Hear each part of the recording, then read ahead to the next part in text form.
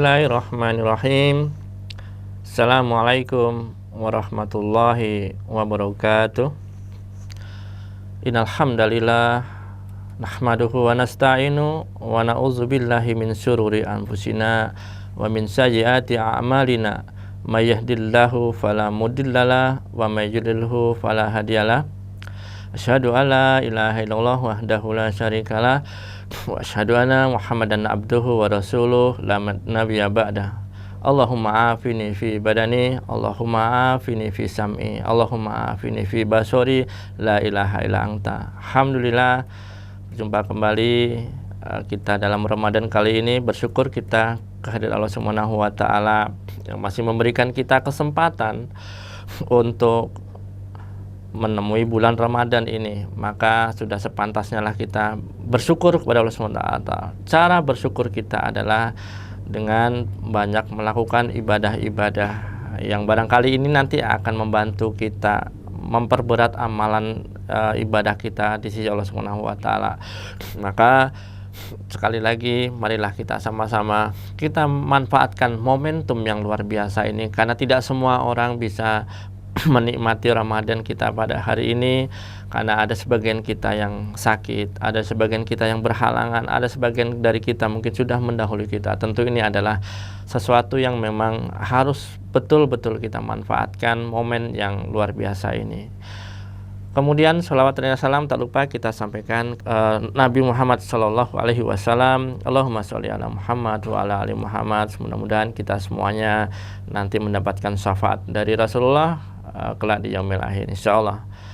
Pemirsa TV Abdul Rabb yang berbahagia, barangkali kita selama ini mungkin pernah melakukan transaksi muamalah yang tanpa kita sadari sebenarnya itu terdapat banyak syubhat ya, syubhat yang tentunya itu harus kita hindari.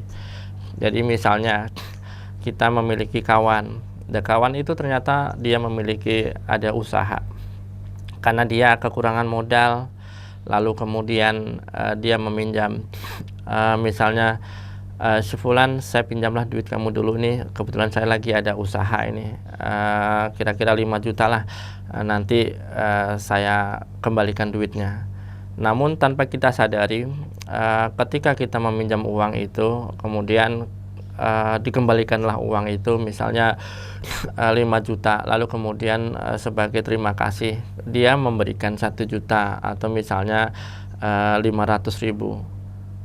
Kelihatannya sebenarnya ini sesuatu yang lumrah dan biasa, tapi sebenarnya ini adalah sesuatu yang dilarang, karena kita akadnya di awal adalah akad dalam peminjam. Maka ketika akad meminjam itu tidak boleh ada kelebihan dalam mengembalikan, maka harus jelas. Dalam konteks ini ketika kita melakukan pinjaman kepada teman atau saudara, maka harus jelas konteksnya ini pinjaman atau kerjasama. Maka dalam Islam sebenarnya sudah diatur. Kalau misalnya ini adalah konteksnya adalah pinjaman, meminjamkan, maka ketika kita mengembalikan, maka tidak ada sesuatu yang harus kita lebihkan. Misalnya tadi kita lebihkan jadi 1 juta kemudian menjadi 6 juta, maka ketika akadnya adalah akad pinjaman, maka ini termasuk dalam riba.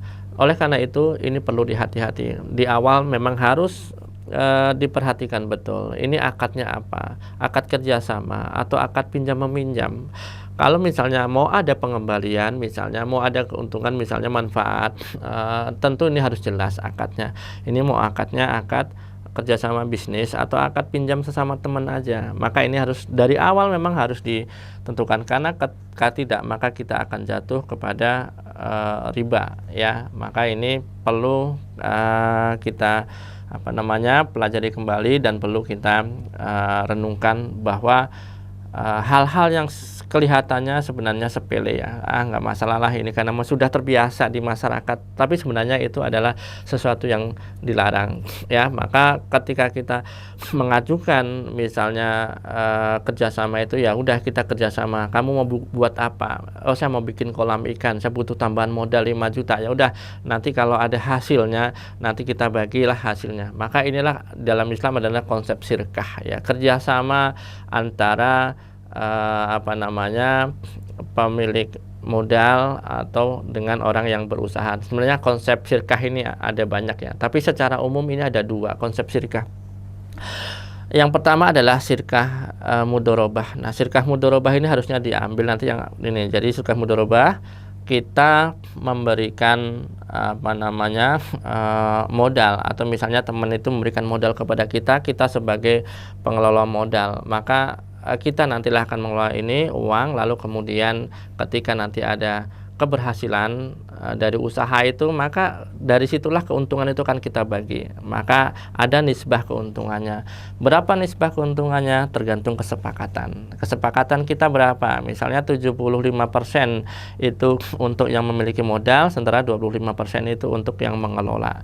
Tapi dalam konsep mudorobah, ketika terjadi kegagalan dalam berbisnis atau berusaha, maka yang menanggung kerugian itu adalah pemilik modal, bukan yang sebagai pengelola modal, dengan syarat bahwa memang kerugian itu bukan diakibatkan oleh kesalahan individu si pengelola, misalnya duitnya digunakan untuk keperluan yang lainnya, bukan untuk usaha. Maka ketika terjadi seperti itu, maka itu konsep yang menanggung pemilik modal maka tidak berlaku. Maka yang berlaku adalah yang mengelola modal, karena dia modalnya tidak dilakukan untuk itu.